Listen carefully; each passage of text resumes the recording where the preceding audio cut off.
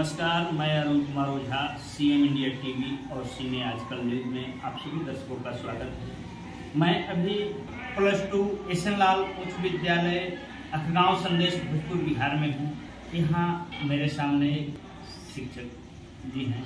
सबसे पहले तो मैं इनसे परिचय दूंगा। सर, अपना परिचय दीजिए। ऐसे मेरा नाम सुशील कुमार सिंह है। बिहार के खास करके आरा की मैं रहने वाला हूँ और आरा में मेरा घर अनाइक में पड़ता है, जो स्टेशन से बगल में है। सर, जैसा कि आप पता चलता है, आप संगीत के शिक्षक भी हैं, तो संगीत की ये प्रेरणा आपको कहाँ से मिली, कब मिली और इसका अनुराग आपके अंदर कैसे पैदा हुआ, इसके संबंध में? सर, बात ये है कि जैसे हमारे गांव में बुजुर्ग होते थे, अब तो नहीं है, बहुत शेष बच गए हैं। वो लोग पहले शास्त्रीय संगीत वगैरह, तानपुरा वगैरह लेकर के लोग गाते थे और ये एक दिनचर्या था। हर शाम को लोग बैठते थे और हम भी वहाँ जाते थे, लेकिन चूँकि मुझे जानकारी थी नहीं तो हम बगल में ही बैठते थे। बैठते बैठते मुझे लगा कि हमें संगीत के क्षेत्र में कुछ करना चाहिए और ये ललक मुझे एक नशा बन गया और नशा बनते बनते मुझे लगा कि हम भी कुछ कर सकते हैं।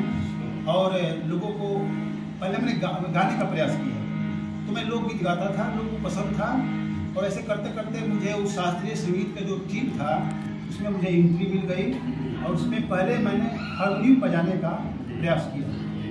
सर, आप गीत संगीत की दुनिया में अपना गुरु किसको मानते हैं? ऐसे तो मेरा पर्सनल कोई गुरु शुरू में तो नहीं हुए, तो गांव के जो बुजुर्ग थे उन्हीं को हम एक सामूहिक गुरु मानते हैं। उनसे मुझे कुछ संगीत की शिक्षा, ताल वगैरह की शिक्षा मिली और उसके बाद मैं जब मुझे शास्त्रीय संगीत की बात हुई तो हम आरा में गए और वहाँ पर हमारे गुरु थे नागेंद्र पांडे, जो संगीतालय उनकी बेटी चलाती थी अनिता पांडे। तो वहाँ पर हम गए क्योंकि वहाँ वो ससुराल भी था, तो उससे संपर्क हुआ और वहीं मुझे ये संगीत के मैंने गायन के क्षेत्र में हमारे गुरु नागेंद्र पांडे हुए। और इसके बाद मुझे वोकल तो हम बहुत कम किए, फिर मुझे ऊँची जगह बांसुरी में, तो बांसुरी में हमने ट्रेनिंग ली और इलाहाबाद से मैंने फॉर्म अप्लाई किया और वहाँ से हमने बांसुरी में B.Ed की डिग्री ली। और उसके बाद हमारे प्रथम गुरु जो थे पड़रिया के चंद्रशेखर सिंह, जो मिडिल स्कूल के भी कोई टीचर थे, इंग्लिश के बड़े एक्सपर्ट थे, बड़े के टीचर थे। वो हमें अपना शिष्य बना लिए। अचानक मुझे एक मंच से इंटरव्यू के द्वारा और मेरे बांसुरी के गुरु हुए और वे बांसुरी के वे अच्छे जानकार थे। उन्हें घराने से संगीत मिला था बांसुरी का और उन्होंने बांसुरी की शिक्षा, मौखिक शिक्षा उन्होंने दी। इसके बाद हमने तो संगीत के क्षेत्र में जो बहालियाँ निकली तो उसमें हमने अप्लाई किया और अप्लाई करने के बाद मुझे नौकरी इस स्कूल में बिहार सरकार के द्वारा नौकरी आपको बांसुरी वादक बांसुरी वादक के रूप में मुझे नौकरी यहाँ मिली गाँव एस.एन. लाल। और फिर मैं अब बच्चों को इसकी शिक्षा देता हूँ ताकि बच्चे भी बांसुरी के क्षेत्र में या गायन के क्षेत्र में कुछ करें। तो मैं हमेशा प्रयासरत रहता हूँ। आप इस संगीत के ही क्षेत्र को क्यों चुना, इसको विस्तार से? पहली बात है कि संगीत क्षेत्र में जो मान प्रतिष्ठा लोगों के द्वारा मान सम्मान जो मिलता है, हमको लगा कि और ऐसा कोई क्षेत्र नहीं है इसमें वो मान सम्मान मिलेगा। हमको लगा कि इसमें मान प्रतिष्ठा की बात ज़्यादा होती है, इसलिए हम इस क्षेत्र को चुने। इस क्षेत्र में आपके परिवार का सहयोग कैसा मिलता है? ऐसे हमारे परिवार में कोई संगीत से कोई रिलेटेड कोई आदमी थे नहीं, लेकिन चूंकि मेरे पिताजी बंगाल पुलिस में थे तो बंगाल का कल्चर थोड़ा सा उनके द्वारा हमको मिला। संगीत के बारे में जानते नहीं थे, लेकिन बंगाल में जो देखते थे हर घर में संगीत बजती थी, उनको लगता था कि हमारे परिवार में भी संगीत की बात होनी चाहिए। और वहाँ से हमको जब देखे कि संगीत के क्षेत्र में इसका झुकाव है तो एक ही बार वहाँ से हारमोनियम, तबला, बैंजो वगैरह 4-5 इंस्ट्रूमेंट ला करके घर पर ला दिए। तो हमको लगा कि चलिए पिताजी का एक सहयोग है और पिताजी का ही हम कहेंगे कि एक थोड़ा सा रुझान था और मैं इस क्षेत्र में कुछ और आगे किया। आने वाली पीढ़ी को संगीत के क्षेत्र में आप क्या कहना चाहेंगे? देखिए, जो आजकल आने वाली पीढ़ियाँ है वो आधुनिक संगीत को ही, ये जो चल रहा है मॉडर्न संगीत, उसकी ओर झुकाव ज़्यादा है। लेकिन इसका बेसिक चीज़ तो शास्त्रीय है। जब तक वो शास्त्रीय क्षेत्र में कुछ सीखेंगे नहीं, कुछ अच्छे गुरु से तालीम नहीं लेंगे, तो हमको नहीं लगता है कि वो आगे चल करके एक अच्छे आर्टिस्ट या अच्छे सिंगर या अच्छे कुछ भी बन सकते हैं। हमने देखा है, इसलिए लोग यूट्यूब पर अपने व्यूअर और सब्सक्राइबर के लिए लोग गा रहे हैं। हमको ये नहीं लगता कि संगीत का एक मापदंड है। इसलिए लगा कि संगीत में कुछ अच्छे गुरु से तालीम लेने की ज़रूरत है, तभी आप कुछ समाज को दे सकें। तो ये हमने अपना एक अनुभव है। और सर, ये चीज़ मैं आपसे जानकारी लेना चाहूँगा, जो संगीत का क्षेत्र है, ये आज के संगीत और पहले के संगीत में कहाँ तक क्या है? देखिए सर, पहले जो संगीत था वो संगीत में ताल प्रधान और भाव प्रधान संगीत होता था। उसमें हर शब्द पर विशेष ध्यान देते थे, शब्द का उच्चारण कैसे है, और उसमें ताल की प्रधानता ज़्यादा होती थी। तो हमको लगता था कि आजकल ताल तो है, लेकिन आजकल लय और धुन की प्रधानता ज़्यादा हम देख रहे हैं संगीत में। तो ये एक तरह से इंटरटेनमेंट ज़्यादा हो रहा है, लेकिन वो जो संगीत का जो हमारे जीवन में जो बात आनी चाहिए, इससे पहले का संगीत होता था कि लोग सुनते थे तो सुकून मिलता था। आज लोग संगीत मजबूरी में सुन रहे हैं, टेंशन में है, सोचते हैं कि सुन ले थोड़ा दिमाग रिलैक्स होगा, इसके लिए संगीत सुन रहे हैं। हमको लगता है कि ये आदमी के लिए अच्छा नहीं है।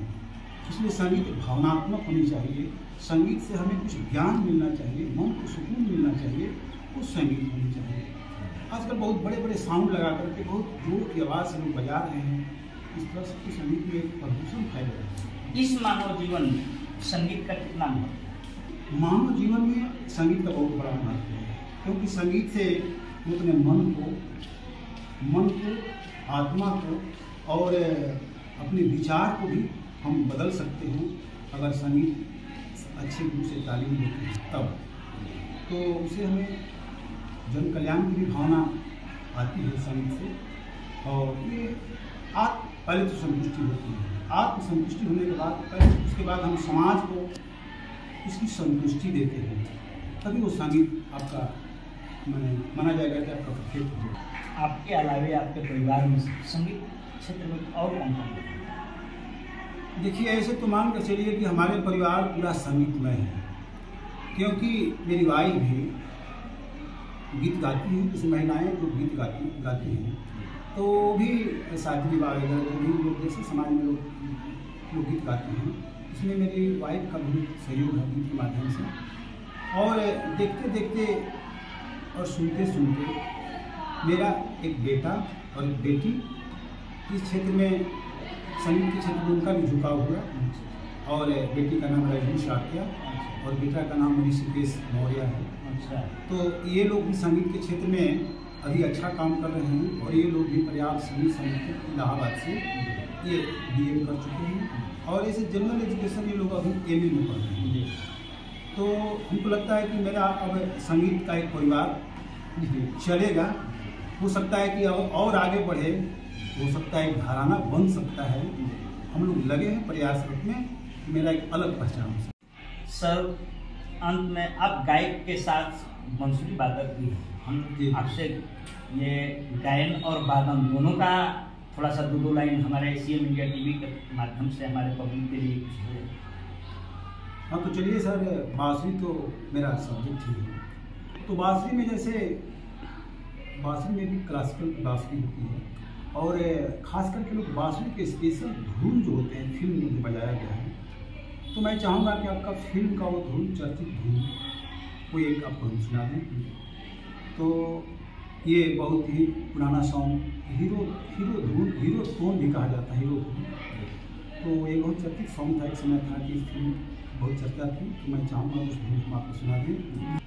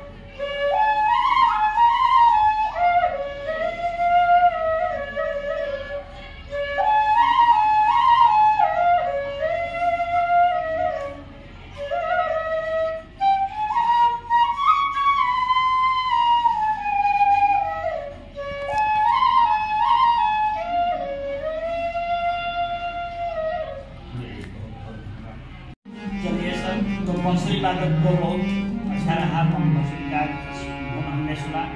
अब थोड़ा सा 2 लाइन संगीत के माध्यम से कुछ हो। चलिए, ऐसे तो भोजपुरी के हम रहने वाले हैं, हम चाहेंगे कि आपको कुछ भोजपुरी कुछ धुनें आपको सुना दें, भोजपुरी सॉन्ग, और वो भी धीमा दादरा में बहुत अच्छा सॉन्ग।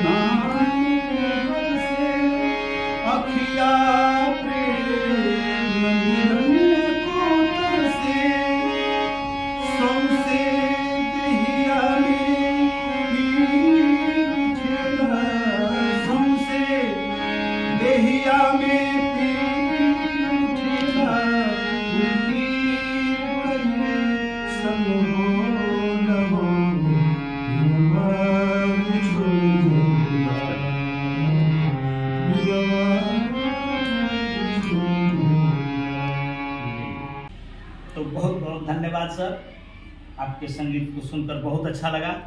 अब हमारे सामने भैया बैठे हुए हैं, सबसे पहले मैं इनसे परिचय लूँगा। अपना मेरा नाम चंद्रदेव वर्मा, भोजपुर बिहार से है, और हम जो हमारे जो गांव के एक दोस्त कहिए, सहपाठी कहिए, और इनसे बहुत ज़्यादा हमको लगाव रहा है।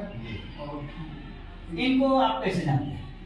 ये चूँकि हमारे गांव के हैं, और मैं इनके संगीत भी गांव घर में संगीत होता था उसको परिचय थे ही, और जहाँ भी संगीत करीब करते थे उनका साथ रहते थे। चलिए, तो बहुत बहुत धन्यवाद। आप क्या कहना चाहेंगे हमारे CM इंडिया टीवी चैनल के माध्यम से भैया के लिए और हमारे दर्शकों के लिए? मैं चाहूँगा कि मतलब कि ये जो संगीत के मामले में, संगीत के दुनिया में ये और ऊंचाई तक पहुँचे, यही मेरी कामना है। बहुत बहुत धन्यवाद सर, आपने सरकार संघ जाइन बादल से उनकी पूर्व की चर्चा से हम लोग अवगत हुए। हम भी चाहेंगे सर का दिन दुनी रात चौगुनी आगे बढ़ती रहे। धन्यवाद।